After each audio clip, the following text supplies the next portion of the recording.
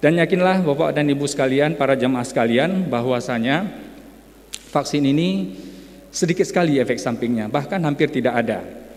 Jadi banyak berita-berita di media massa atau media online itu menyalahkan vaksinasi, bahwasanya vaksinasi berbahaya.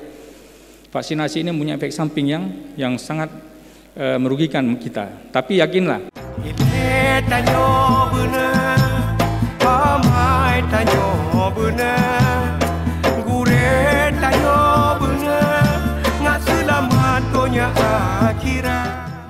Bismillahirrahmanirrahim. Assalamualaikum warahmatullahi wabarakatuh.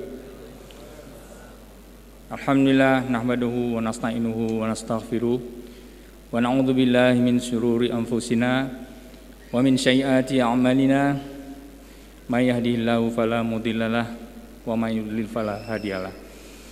Asyhadu an la ilaha illallah wahdahu la syarikalah wa asyhadu anna Muhammadan abduhu wa rasuluh. Ya ayyuhalladzina amanu taqullaha haqqa tuqatih wa la tamutunna illa wa antum muslimun. Puji syukur tak henti-hentinya marilah kita panjatkan kehadirat Allah Subhanahu wa taala.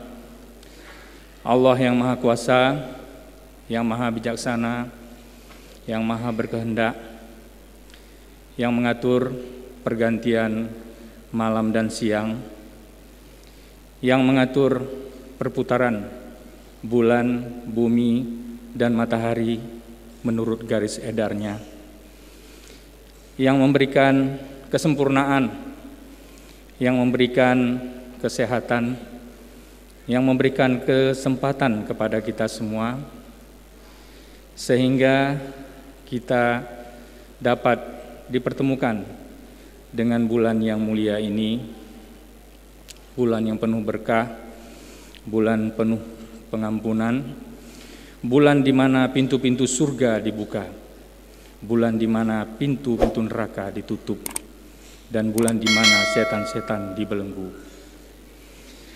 Dan kita senantiasa bermohon diberikan kesehatan, umur panjang, dan kemudahan sehingga kita dapat menjalani ibadah puasa kita ini dengan sempurna sampai dengan akhirnya.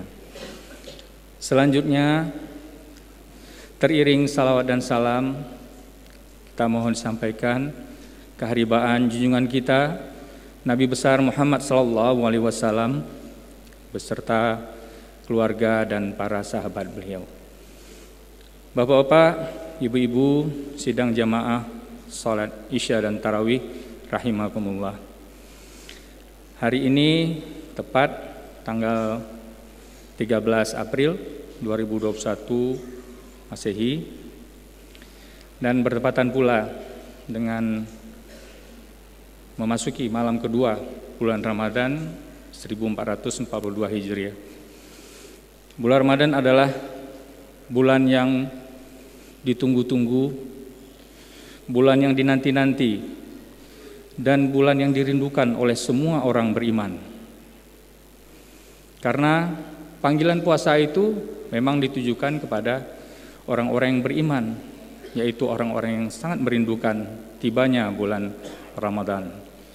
Sebagaimana firman Allah, ya ayyuhalladzina amanu kutiba alaikumusiyam kama kutiba alal ladzina min qablikum la'allakum tattaqun.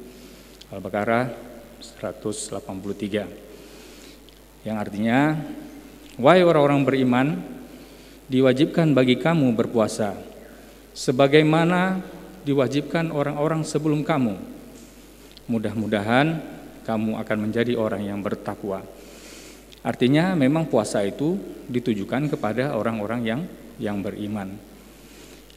Kehadiran bulan Ramadan sangat kita nanti-nantikan di setiap detik, di setiap waktu, di setiap hari, setiap minggu, bulan, tahun, di setiap salat kita, di setiap sujud kita dengan derayan air mata, kita senantiasa berdoa agar dipertemukan dengan bulan yang mulia ini.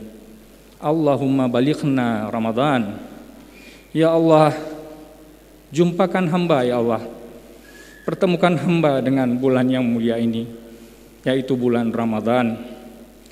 Dan alhamdulillah pada malam ini doa kita semua dikabulkan oleh Allah Subhanahu wa taala. Pada malam ini tanpa terasa kita sudah melangkah masuk satu langkah ke dalam gerbang bulan Ramadan. Mudah-mudahan sepanjang Ramadan ini akan kita isi dengan keutamaan dan amalan-amalan yang baik. Bapak-bapak, ibu-ibu, sidang jamaah sholat Isya dan tarawih rahimakumullah. Kehadiran bulan Ramadan itu akan selalu ada sepanjang kehidupan ini atau sepanjang dunia ini masih ada. Tetapi kita belum tentu hadir bersama Ramadan ini sepanjang waktu. Ada kalanya bila tiba Ramadan atau hadirnya Ramadan, kita mungkin sudah tidak ada lagi. Kita sudah meninggalkan dunia yang fana ini. Perasaan ini kalau kita kilas balik, semasa kita kecil, kemudian beranjak remaja, kemudian beranjak dewasa, berkeluarga, mungkin pada saat itu kita masih dikelilingi oleh orang-orang yang kita kasihi, orang-orang yang kita cintai, orang-orang yang kita sayangi, apakah itu ayah dan ibu, kakak, adik, saudara, bahkan anak-anak kita. Kita masih bisa berbuka puasa bersama, sahur bersama di waktu-waktu itu. Tetapi mungkin saja pada tahun ini mereka sudah tidak bersama kita lagi. Sudah tidak bisa bersama-sama sahur atau berbuka puasa bersama. Karena orang-orang yang kita sayangi, orang-orang yang kita cintai itu telah lebih dulu meninggalkan kita.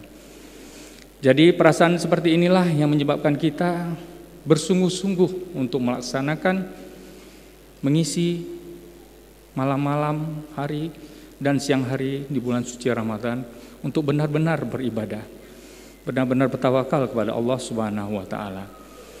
Mungkin saja Ramadan tahun ini adalah Ramadan terakhir dalam hidup kita. Sehingga pemahaman ini menyebabkan kita membuat Ramadan tahun ini menjadi istimewa bagi kita.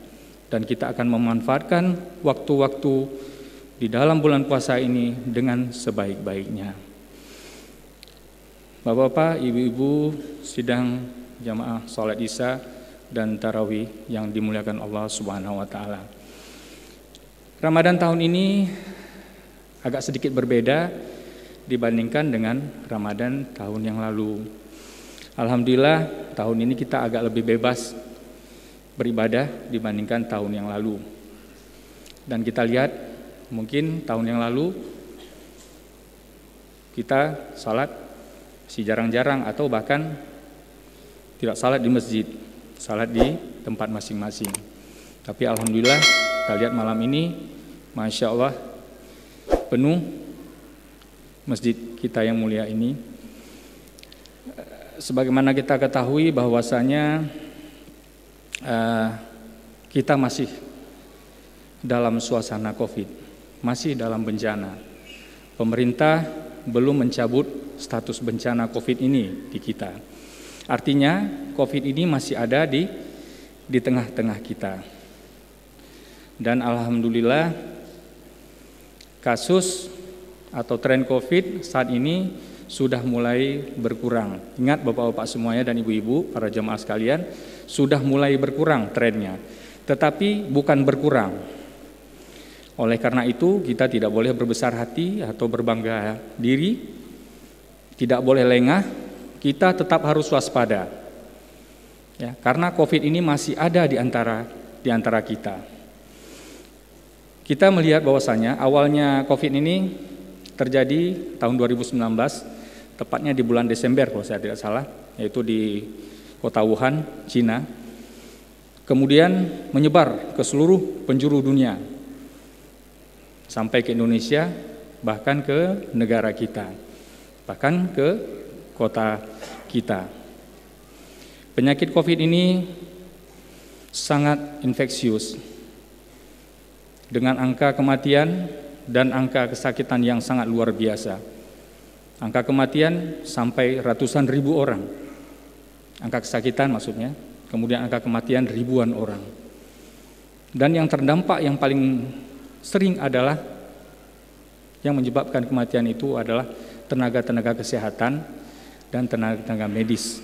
Kenapa? Karena mereka terpapar terus dengan pasien-pasien COVID. Percayalah bahwa COVID itu ada. Dan saya juga salah satu yang merawat pasien-pasien COVID di Rumah Sakit Zainal Abidin. Dan yakinlah bahwasanya memang COVID itu ada. Oleh karena itu, kita tetap waspada. COVID itu tetap mengintai kita. Oleh karena itu, tetap jaga protokol kesehatan seperti yang disampaikan oleh yang memberikan pengumuman dari takmir masjid tadi. Apa itu protokol kesehatan? Cuci tangan 6 langkah. Nah, kalau kita salat 5 waktu sudah pasti. Kita berwudu, itu juga sebagian dari menjaga kebersihan, cuci tangan. Bahkan bukan hanya tangan, seluruh tubuh kita basuh. Nah, kemudian memakai masker. Itu penting sekali Bapak dan Ibu-ibu semuanya. Karena kuman COVID itu berada di saluran pernafasan. Begitu kita berbicara, kumannya langsung keluar. Nah, apabila kita tidak memakai masker, kita akan menularkan kepada orang lain. Atau orang lain menularkan kepada kita. Terkadang kita tidak menyadarinya, bahwasanya, wah saya nggak sakit COVID. Saya kena COVID nggak apa-apa, masuk rumah sakit, positif, kemudian keluar kembali. Tetapi ada orang-orang di sebelah kita, di kiri kanan, di belakang, di depan, yang memang imunitasnya tidak bagus, tidak baik. Nah, kitalah sumber penularannya. Nah, oleh karena itu, tetaplah protokol kesehatan tetap kita jaga. Karena status bencana COVID ini belum dicabut oleh pemerintah. Tadi yang pertama cuci tangan, kemudian memakai masker apabila kita berada di keramaian atau bila kita keluar rumah. Dan kemudian yang ketiga adalah physical distancing. Artinya jaga jarak 1-2 meter apabila kita berbicara dengan lawan bicara kita. Kemudian yang keempat adalah social distancing. Artinya menghindari kerumunan. Dan yang kelima, menghindari bepergian ke daerah-daerah endemis atau daerah yang infeksi atau daerah-daerah yang masih zona merah. Inilah upaya-upaya kita untuk mencegah kita terinfeksi atau menularkan COVID kepada orang lain. Sesuai dengan Tausiah MPU Aceh nomor 2 tahun 2021, tepatnya pada tanggal 11 Sya'ban 1442 Hijriah, yang menyatakan bahwasanya yang intinya yang pertama adalah kita sebagai muslim harus menjaga hygiene pribadi, kebersihan diri sendiri, kemudian menjaga kebersihan lingkungan, dan kemudian physical distancing dan social distancing. Nah, inilah langkah-langkah kita, upaya kita, ikhtiar kita dalam mencegah penyakit COVID ini. Dan kemudian yang terakhir adalah kita sekarang sedang memasuki masa imunisasi atau vaksinasi COVID-19. Nah, vaksinasi COVID-19 ini bukan hal yang baru lagi. Semua umat manusia di seluruh dunia sudah divaksinasi, sudah jutaan orang yang divaksinasi. Dan demikian juga dengan negara kita, bahkan Bapak Presiden lebih dahulu menjadi yang mencanangkan untuk vaksinasi COVID. Kemudian diikuti oleh Menteri, bahkan Bapak Gubernur, Bapak Sekda, dan Forkompinda, semua juga sudah divaksinasi. Termasuk kami petugas kesehatan juga sudah divaksinasi. Vaksinasi COVID ini ada 2, yang pertama dan kemudian selang 14-28 hari. Dan saya juga menghimbau kepada kita semuanya nantinya juga untuk melakukan vaksinasi. Karena vaksinasi ini akan memberikan kekebalan tubuh kita terhadap infeksi virus corona. Jadi prinsipnya vaksinasi ini adalah seperti kita mengenal seseorang. Kita tidak akan kenal sama seseorang apabila kita tidak berjumpa. apabila kita tidak berkenalan. Tapi begitu kita berjumpa dengan seseorang tersebut, kita sudah bertatap muka, pada suatu waktu lagi kita berjumpa, kita akan kenal dengan orang tersebut. Misalnya Bapak A, kita tidak pernah berjumpa, kita tidak akan kenal dia siapa. Tapi begitu kita sudah bertatap muka, dan kemudian sebulan atau 2 bulan kita berjumpa, kita akan mengenalnya. Nah, itulah dia prinsip imunisasi. Jadi bahan antigen ataupun bahan asing yang masuk ke tubuh kita akan bereaksi membentuk antibodi. Sehingga apabila kuman virus ataupun virus corona itu masuk lagi ke tubuh kita sudah mengenalnya dan akan lebih mudah untuk membunuhnya. Dan yakinlah Bapak dan Ibu sekalian, para jamaah sekalian, bahwasanya vaksin ini sedikit sekali efek sampingnya, bahkan hampir tidak ada. Jadi banyak berita-berita di media massa atau media online itu menyalahkan vaksinasi, bahwasanya vaksinasi berbahaya. Vaksinasi ini punya efek samping yang sangat merugikan kita. Tapi yakinlah, sudah jutaan orang mendapatkan vaksinasi, termasuk kita di sini, dan ternyata memang tidak ada apa-apanya. Termasuk saya juga sudah divaksinasi. Nah, oleh karena itu, apabila nanti sekarang dalam tahap vaksinasi untuk lansia, dan kemudian nanti untuk masyarakat awam. Dan itu sudah dicanangkan oleh pemerintah kita untuk vaksinasi kepada seluruh masyarakat Aceh. Insya Allah mudah-mudahan dengan ikhtiar dan upaya ini kita memohon bahwasanya ini akan terhindar daripada infeksi virus corona. Itu adalah usaha kita. Tetapi yang utama adalah kita tetap memohon doa kepada Allah Subhanahu wa taala agar kita terlindungi dari penyakit Covid ini. Bukan hanya Covid, juga penyakit-penyakit yang lain. Mudah-mudahan Allah memberikan perlindungan dan ditambah dengan usaha kita yang kuat sehingga kita terhindar dari penyakit ini dan tidak menularkannya kepada orang lain. Dan kita senantiasa berdoa, bermohon agar penyakit Covid ini segera berakhir dan tereliminasi dari negeri kita. Akhirnya hanya kepada Allah jualah kita berserah diri. Wabillahi taufiq wal hidayah. Assalamualaikum warahmatullahi wabarakatuh. Assalamualaikum warahmatullah. Assalamualaikum warahmatullah.